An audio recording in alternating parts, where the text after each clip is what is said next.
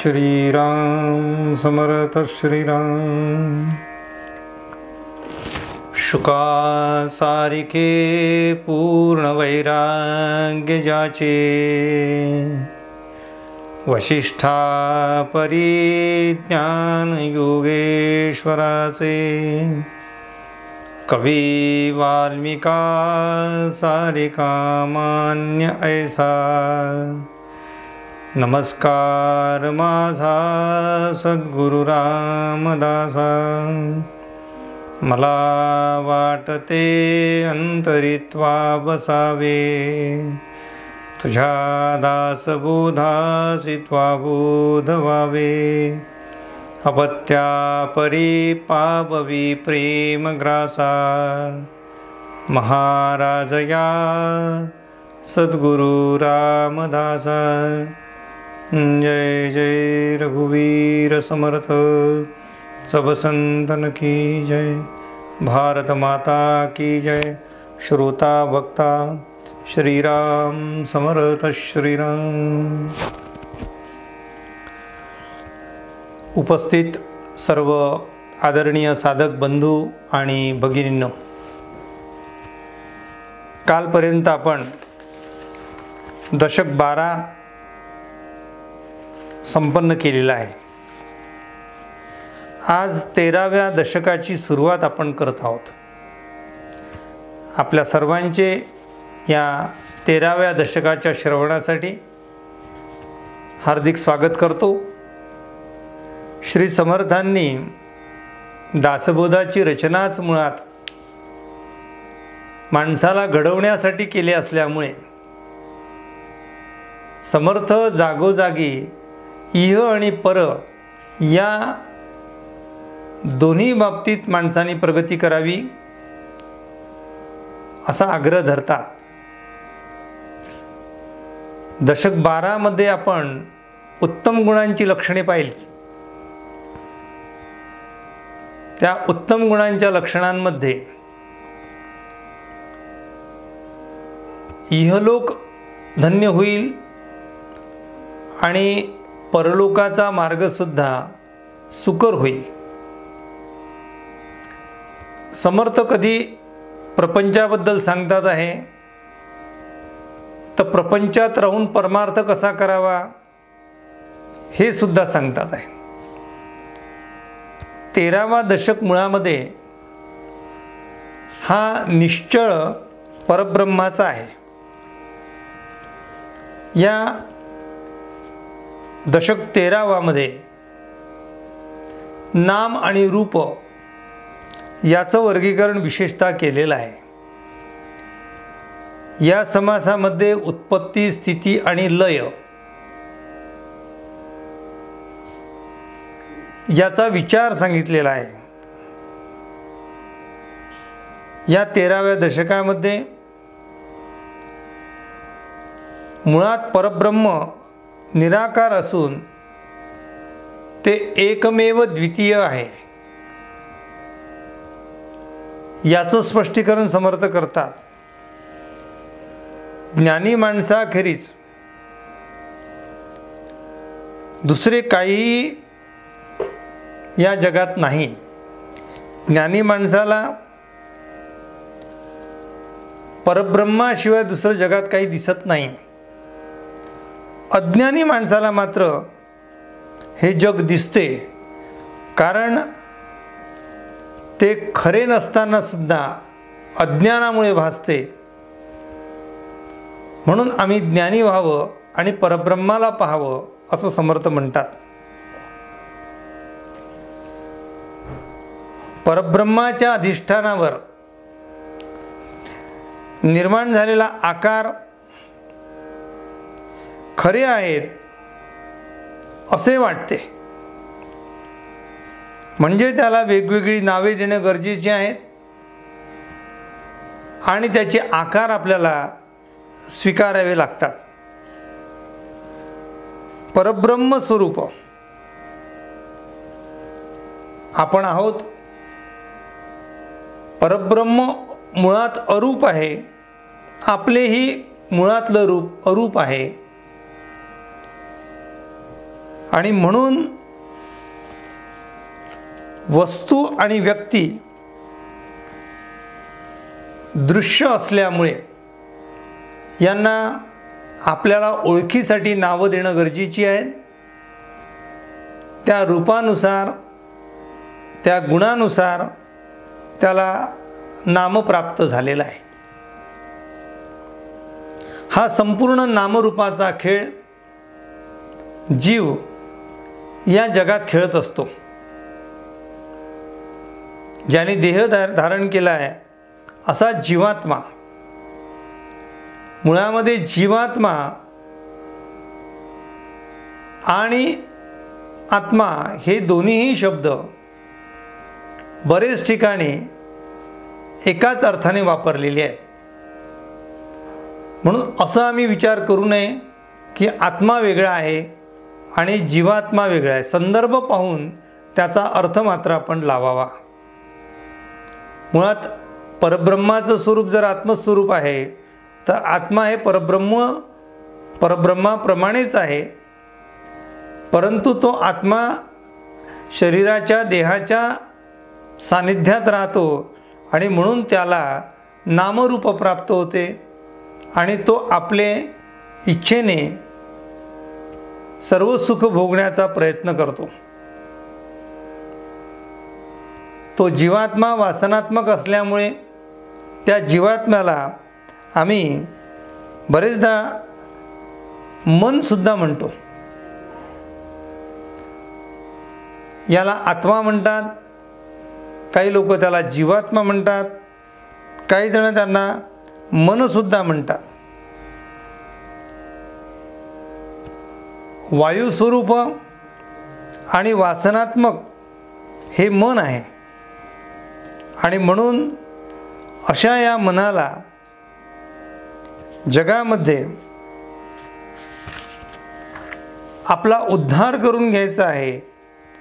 म्हणून समर्थ म्हणतात आहे की तू या जगामध्ये जे नाम आणि रूप आहे त्यात तू अडकू नको, त्याच्या पलीकडे निघ, असं मार्गदर्शन समर्थ करतात. या दशकातील 13व्या दशकातील समास पहिला याचा आरंभ आज करणार आहोत. या समासाचं नाव आहे आत्म अनात्म विवेक नाम, म्हणजे आत्मानात्म विवेक. काय आत्मा आहे आणि काय अनात्म आहे याचा विचार समर्थ या ठिकाणी करतात. आम्ही प्रत्यक्ष समर्थांनी काय सांगितलं आहे ते आपण श्रवण करूया.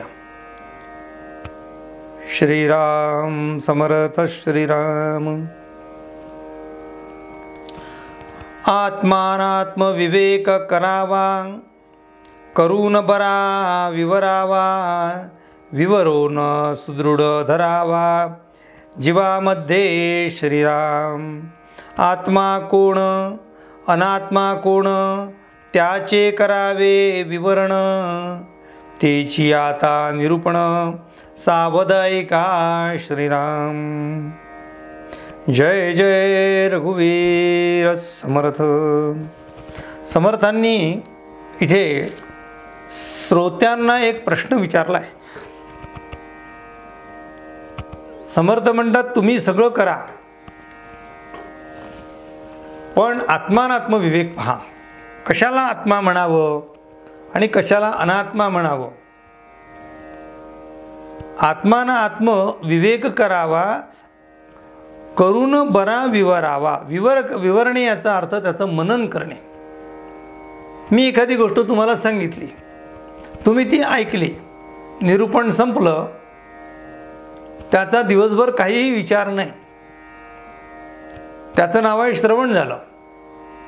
पण ते श्रवण जेव्हा आपण त्याच्यावर चिंतन करू लागतो तेव्हा त्या श्रवणाला मननाला ते प्राप्त होते. ते श्रवणच मनन होते. आम्ही जे ऐकलं त्याचा विचार केला पाहिजे. समर्थ म्हणतात आहे विवरून सुदृढ धरावा जीवामध्ये. एखादी गोष्ट ऐकल्यानंतर आपण दुसऱ्या कारणाने सोडून देतो. ऐकणे या शब्दाचा अर्थ श्रवण करणे आहे. नुसतं ऐकू नका. ऐकून त्याचं चिंतन करा. म्हणून 3 टप्पे दिले आहे: श्रवण, मनन आणि निधिध्यास. याचा अर्थ श्रवण करा, त्याचं विवरण करा आणि सतत तो विचार करत राहा आणि ते मला प्राप्त झाले पाहिजे असा आग्रह धरा. ध्यास लागला पाहिजे. समर्थ म्हणतात आहे, आत्मा कोण आहे आणि अनात्मा कोण आहे. अध्यात्मामध्ये ज्या गोष्टी डोळ्याने दिसत नाही त्या गोष्टी दिसाव्या याच्यासाठी अध्यात्म तत्त्वज्ञान आहे. जे डोळ्याने दिसते आहे त्याचं काय वर्णन करायचं. जे आम्ही पाहू शकतो, जे ऐकू शकतो, ज्याचा स्पर्श होऊ शकतो, जे ज्ञानेंद्रियानं आम्हाला जाणवते, त्याचं काय विवरण करायचं. म्हणून समर्थ म्हणतात आहे, तुम्ही आत्म आणि अनात्म कोण आहे त्याचं विवरण करा. त्याची आता निरूपण सावध ऐका. मग आता तुम्हाला कशाला आत्मा म्हणायचं आणि कशाला अनात्मा म्हणायचं याचं विवरण मी आता तुम्हाला सांगतो आहे. ते शांत चित्ताने तुम्ही ऐकावं असं समर्थ सांगतात. 4 खाणी 4 वाणी 84 लक्ष जीव प्राणी. संख्या बोलिली पुराणी वर्तती आता श्रीराम. समर्थ म्हणतात 4 खाणी आहेत आणि 4 वाणी आहेत. कुठल्या 4 खाणी आहेत. एक आहे अंडज, जारज, श्वेदज आणि उद्विज. अशा 4 प्रकारच्या खाणी आहेत. खाण याचा अर्थ त्या योनीमध्ये आपला जन्म आहे. यांची संख्या एकूण समर्थ म्हणतात की 84 लक्ष जीव योनी आहे. 84 लक्ष या जगामध्ये जीव जगतात. मग त्याचं विवरण आपण मागे पाहिलं आहे. अंडज म्हणजे अंड्यामधून जन्म होतो आणि जमिनीवर तो प्राणी राहतो. जसा सापासारखा पाणी आहे, अंड्यातून त्याचा जन्म होतो आणि पृथ्वीवर तो राहतो. जारज म्हणजे मातेच्या पोटातून जन्म होतो.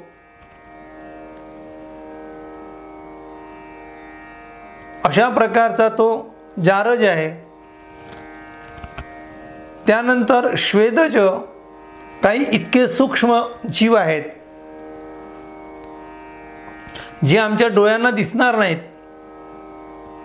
जे घामातून निर्माण होतात, त्यांना श्वेदज असं म्हटलं आहे. आणि 4था प्रकार खाणीचा उद्विज म्हटलेला आहे. उद्विज या शब्दामध्ये ते अंड्यातून जन्म होऊ शकतो त्यांचा, परंतु ते पृथ्वी तलावावर ते फार विहार करत नाही. ते विहार आकाशात करतात, आकाशात भ्रमण करतात. म्हणून असे पक्षी जे आहेत ज्यांना आम्ही खग म्हणतो. ख म्हणजे आकाश आणि ज म्हणजे जन्मणे, किंवा ख ग म्हणजे गमन करणे. म्हणजे आकाशात जे गमन करतात त्यांना खग असं म्हणतात. आकाशी विहारती खगमती, खग हा. तर तो खग जो आहे तो खग म्हणजे पक्षी. असे पक्षी अशा प्रकारचे 4 प्रकारचे जीवयोनी आहेत. या जीवयोनीमध्ये किती प्रकारचे प्राणी जन्माला येतात त्यांची संख्या 84 लक्ष म्हटलेले आहे. विज्ञानाच्या सामर्थ्यावर आता त्यापैकी काही प्राणी मात्रांची संख्या कळली आहे, ती 80 लाखापर्यंत आलेली आहे. अजून 4 लक्ष जीवयोनी कोणत्या आहेत कदाचित त्या लुप्त झाल्या असतील किंवा कदाचित अजून विज्ञानाला कळल्या नसतील. पण 84 लक्ष हे पुराणामध्ये, शास्त्रामध्ये त्या संख्या सांगितलेल्या आहेत. त्यातल्या 80 लक्षाचा शोध लागला. समर्थ म्हणतात अशा प्रकारे 84 लक्ष जीवयोनी संख्या बोलली पुराणी वर्तती आता आता या प्राणीमात्रांना जे आम्ही 4 खाणीमध्ये विभाजन केलं, त्यांचं वैशिष्ट्य काय समर्थ सांगतात आहे. कारण आपल्याला काय पाहायचं आहे, आत्मा काय आहे आणि अनात्मा काय आहे. समर्थ म्हणतात आहे ते ऐकू. नाना प्रकारीची शरीरे सृष्टीत दिसती अपारे, तयामध्ये निर्धारे आत्मा कवणू श्रीराम. नाना प्रकारची शरीरे आहेत, अनंत आहेत, पण त्यातला आत्मा कोणता आहे, कशाला आत्मा म्हणावं. हात दिसतो, पाय दिसते, डोके दिसतात, डोळे दिसतात, ज्ञानेंद्रिय कर्मेंद्रिय दिसतात, पण आत्मा दिसत नाही. मग आत्मा कशाला म्हणावं. अनेक लोकांना असं वाटतं की आत्मा हा अदृश्यच आहे आणि अदृश्य आहे म्हणजे तो नाहीच आहे. आत्म्याचं अस्तित्व कोणी मानत नाही. काही लोक मानत नाही, आत्मा आहे म्हणून मानत नाही. समर्थांनी वर्णन त्याचं केलेलं आहे. दृष्टीमध्ये पाहतो आत्मा काय आहे, तर आत्मा दृष्टीच्या माध्यमातून पाहतो. म्हणजे डोळे पाहत नाही, तर डोळ्याच्या माध्यमातून आत्माच पाहतो. आणि आता आत्मा म्हणजे कोण, तो देहामध्ये असलेला जीव, त्याला आम्ही जीवात्मा असं संबोधलेलं आहे. तो आत्मा आहेच, पण तो जीवात आहे म्हणून जीवात्मा म्हटलाय त्याला. सृष्टीमध्ये पाहतो, दृष्टीमध्ये पाहतो, श्रवणामध्ये ऐकतो, रसनेमध्ये स्वाद घेतो, प्रत्यक्षाता श्रीराम, घ्राणामध्ये वास घेतो, सर्वांगी तो स्पर्शतो, वाचेमध्ये बोलवितो, जाणोनी शब्द श्रीराम. समर्थ म्हणतात आता तुमचे पंच ज्ञानेंद्रियाचा विचार समर्थांनी केला. काय पंच ज्ञानेंद्रिय म्हणतात, डोळ्यांनी पाहतो तो आत्मा, कानांनी ऐकतो तो आत्मा, जिभेला चव जाणवतो तो आत्मा, नाकाने वास येतो तो आत्मा, त्वचेला स्पर्श होतो तो आत्मा. याचा अर्थ त्वचा काही करत नाही, नाक काही करत नाही, डोळे पाहत नाही, कान ऐकत नाही, ऐकणारा आतमध्ये बसला आहे. आणि म्हणून याच्या माध्यमातून तो सगळं काही आत्माच सगळं सेवन करतो. ते सगळे विषय भोगण्याचं काम इंद्रिय करत नाहीत. इंद्रियाच्या माध्यमातून तो जीवात्माच सगळ्या प्रकारचे सुखदुःख भोगतो. म्हणून समर्थ पुढे सांगतात आहे, सावध आणि चंचळ चहूकडे चळवळ, एकल्याची चालवी सकळ, इंद्रियद्वारा श्रीराम. समर्थांनी चळवळ हा शब्द वळवळ या अर्थाने वापरलेला आहे किंवा हालचाल या अर्थाने वापरलेला आहे. प्राणी हालचाल करतो की नाही, डास उडतो, मुंगी चालते, वाघ गर्जना करतो, कुत्रा कुत्रा भुंकतो, माणूस बोलतो, ही सगळी हालचालच आहे. पाहणे, ऐकणे, खाणे, पिणे, येणे, जाणे, आपल्या शरीराची सगळी हालचाल जो करतो जे करतो नाही, जो करतो तो आत्मा आहे. हाताची हालचाल कोण करतो, आत्मा करतो.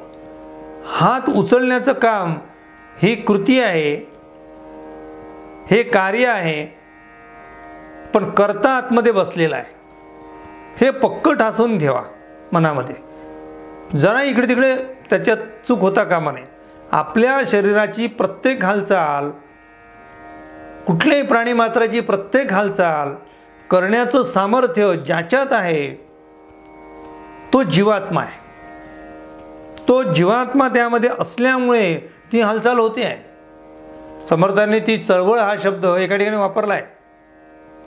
सामर्थ्य आहे चळवळीचे, जो जो करील तयाचे. परंतु तेथे भगवंताचे अधिष्ठान पाहिजे. याचा अर्थ भगवंताचं अधिष्ठान तू पहा. कुठे पाहायचं आहे? जो सामर्थ्यपणे तो चळवळ करतो आहे, याचा अर्थ हालचाल करतो आहे, त्या हालचालीच्या सामर्थ्याकडे तू लक्ष दे. ते सामर्थ्य कोणाचं आहे? ते सामर्थ्य भगवंताचं आहे. कसं आहे, वीज आहे हे कशाहून कळेल? लाईट लागला तर कळेल. वीज दिसते का? हो, वीज दिसत नाही. पण विजेचं सामर्थ्य काय? लाईट लागणे हे सामर्थ्य आहे. म्हणजे करता ती आहे, वीज आहे, आणि कार्य हे लाईट आहे. पंखा दिसतो आहे, फिरत नाही, याचा अर्थ अहो लाईन गेली. कुठे गेली? पाहिलं तुम्ही? पाहिलेली लाईन गेलेली, ती आलेली दिसत नाही आणि गेलेली दिसत नाही. जर ती आलेली दिसत नाही, ती गेलेली दिसत नाही, तरीसुद्धा तुम्ही कसं म्हणता की ती आली आणि गेली? याचा अर्थ दृश्य स्वरूपात पंखा फिरताना दिसतो आहे, याचा अर्थ वीज आली आहे. पंखा हलणं बंद झालेलं आहे, याचा अर्थ वीज गेली आहे. तसा मनुष्य बोलतो आहे म्हणजे तो जीवात्मा आहे, आणि तो बोलत नाही आहे याचा अर्थ जीवात्मा नाही आहे, तो निघून गेला आहे. देहामध्ये तो प्रविष्ट होतो म्हणून ती हालचाल आहे. पंखा हलतो का? हो, मुळात पंखा निर्जीव आहे, पण त्या पंख्याला चलित करण्याचं सामर्थ्य त्या विजेमध्ये आहे.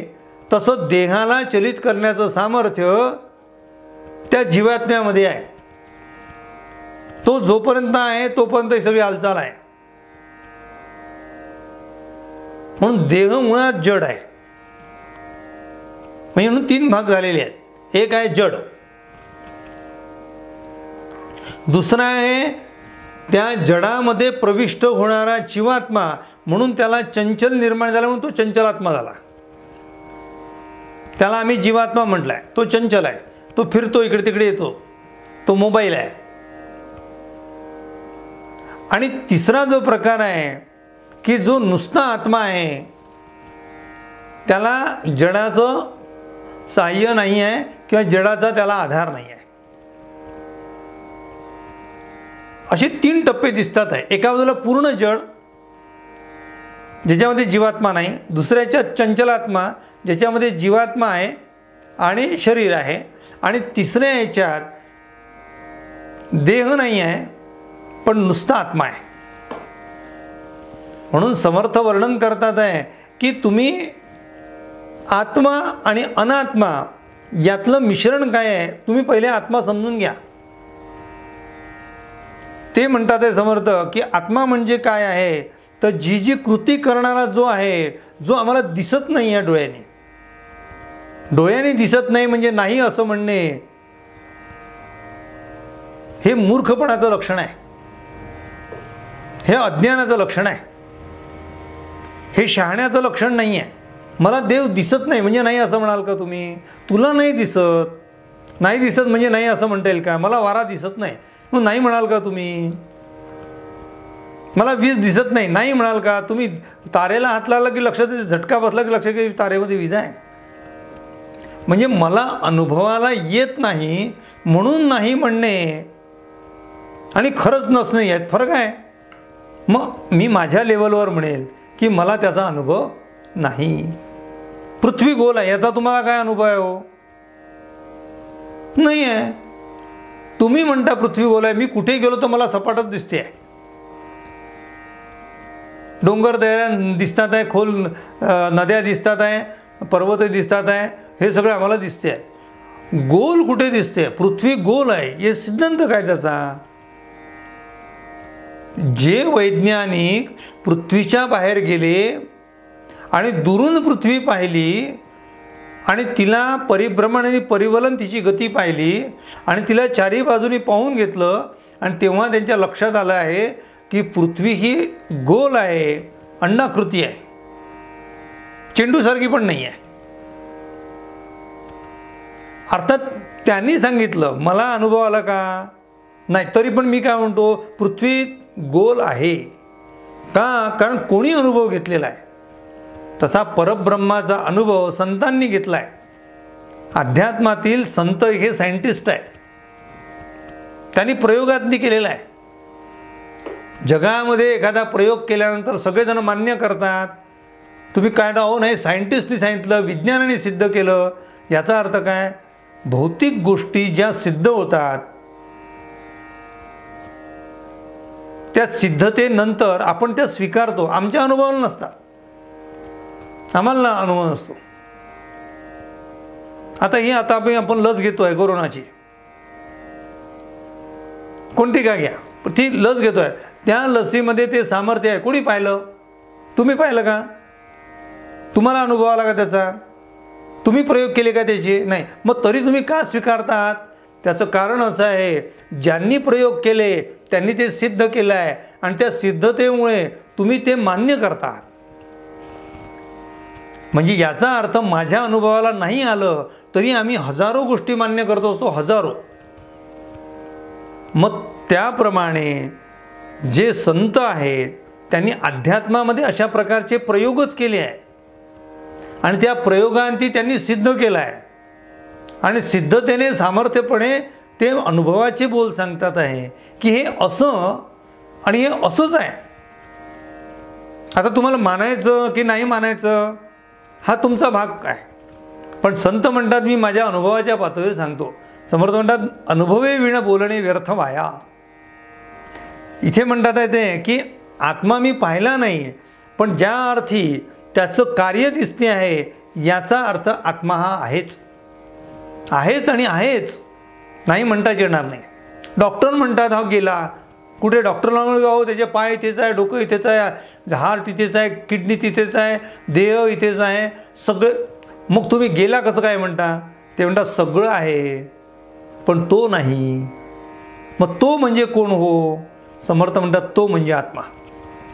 जरी विज्ञानवाल्यांनी पाहिला नाही तरी त्यांना ते मानावं लागते. तुम्ही नाही म्हणू शकता कारण ते तुमच्या अनुभवाच्या पातळीवर नाही म्हणून. पण तुमच्या नाही म्हणण्याने ते नाही असं होत नाही, ते आहे. म्हणून समर्थ म्हणतात ते आहे याची अनुभूती घ्या. पाय वा चालवी, हात चालवी, भ्रुकुटे पालवी, डोळा घालवी, संकेत खुणा बोलवी, तोची आत्मा श्रीराम. पाय हलवण्याचं काम चालते, हात हलवतो, भ्रुकुटी पालवी, डोळ्यावरची भ्रुकुटी ती आपण हलवतो, डोळ्याने हालचाल होते. हे सगळं संकेत खुणा बोलवी, तोची आत्मा. अनेकदा समर्थांनी म्हटलं आहे इशारतेचे बोलू नये, बोलायचे ते सांगू नये, सांगायचे ते लिहू नये आणि लिहायचे ते सांगू नये जबाबीने. अनेकदा इशाऱ्याने सगळ्या गोष्टी सांगितल्या जातात. म्हणून समर्थ म्हणतात आहे की हे सगळं करण्याचं काम जो करतो तो आत्मा आहे. अन्न देऊन, अन्न जेवून उदक सेवी, तोची आत्मा श्रीराम. समर्थांनी पुढे लिहिलंय धिटाई लाजवी खाजवी, खोकवी ओकवी थुंकवी, अन्न जेवून उदक सेवी, तोची आत्मा श्रीराम. आपल्या सगळ्या कृतींवर समर्थ म्हणतात करणारा आत्मा आहे. अधिक स्पष्टीकरण उद्याच्या निरूपणात. आपल्या सर्वांच्या हृदयस्थ असलेल्या त्या आत्म्याला, त्या आत्मारामाला विनम्र अभिवादन. आजची निरूपण सेवा श्री समर्थचे चरणी समर्पित. उपासनेला दृढ चालवावे, भूदेव संतासी सदा नमावे, सत्कर्मयोगे वय घालवावे, सर्वामुखी मंगल बोलवावे. जय जय रघुवीर समर्थ, सब संतन की जय. भारत माता की जय. श्रोता भक्ता श्रीराम समर्थ श्रीराम.